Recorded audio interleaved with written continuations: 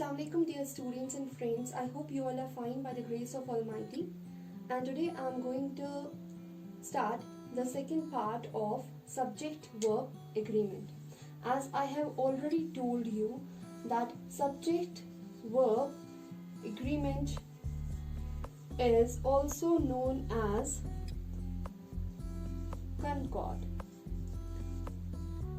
We have already discussed the basic rules.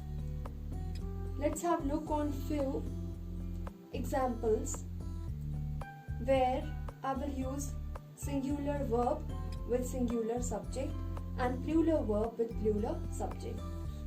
So it's subject over here and it's verb. So here I will write Raj writes. कुछ भी हो सकता है. Raj writes an essay. Raj writes a letter, like that. तो हमारा main काम subject और verb के साथ है, हम यही वहां पर डिस्कस करेंगे. ठीक है. So Raj here is singular, so is rights. तो जहां पर सब्जेक्ट सिंगुलर होगा वहां पर वर्ब भी क्या होना चाहिए, सिंगुलर ही होना चाहिए. Okay, let's move to next example. They write. Again उसके बाद ऑब्जेक्ट कुछ भी हो सकता है. ठीक है. सो यहाँ पर दे क्या है, दे प्लूरल है, so is right.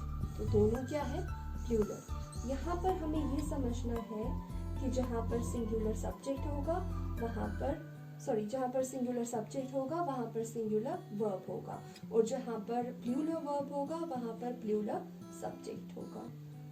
So this is the basic. Now we will discuss the rules of subject verb agreement. Here is first rule.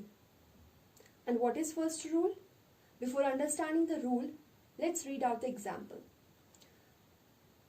दो सेपरेट एंटिटी या दो सेपरेट आइडियाज या दो सेपरेट लोग. ठीक है. यहाँ पर रवि और राकेश सेपरेट पर्सन है. ठीक है.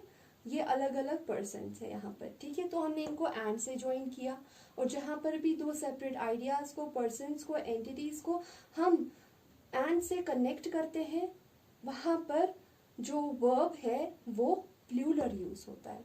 ठीक है. If two subjects are joined by and, they denote two separate entities or ideas. Plural verb will be used. So here, Ravi and Rakesh are playing. क्योंकि दो separate entities है. School, or you can write here schools. Schools and colleges are closed today. That means जहाँ पर भी दो separate entities होंगे, ideas या कुछ भी दो चीजें सेपरेट होंगी और हम उनको एंड से ज्वाइन करेंगे, तो वहां पर जो है प्लूरल वर्ब यूज होगा, जहां पर जैसे हमने यहाँ पर आर यूज किया है. Okay, this was all about the rule 1. We have already discussed the rule number 1. So here is rule number 2. वहां पर था कि जब दो सेपरेट आइडियाज और सेपरेट एंटिटीज होंगी वहां पर क्या होगा, प्लूरल वर्ब यूज होगा. राइट. देखिए यहाँ पर क्या है, अगर दो नाउन्स या दो से ज्यादा नाउन्स और एडजेक्टिव्स ज्वाइन होंगे एंड से, लेकिन उनका इशारा किसकी तरफ होगा, या तो सिंगल पर्सन की तरफ, थिंग की तरफ या आइडिया की तरफ, वहां पर हम क्या करते हैं, सिंगुलर वर्ब यूज करते हैं. Fine. If two or more nouns or adjectives are joined by and, but they denote a single person, thing, idea, singular verb is used. Here is an example. This black and white tie. तो इशारा एक चीज की ओर है जो कि tie है. वो क्या है, ब्लैक एंड व्हाइट, लेकिन यहाँ पर एक ही आइडिया है, एक ही थिंग है, आई mean to say. So we have used is here. So is क्या है, सिंगुलर वर्ब है. Carry my point. वैसे ही हमारी बहुत ही ज्यादा और एक कॉमन एग्जाम्पल है slow and steady wins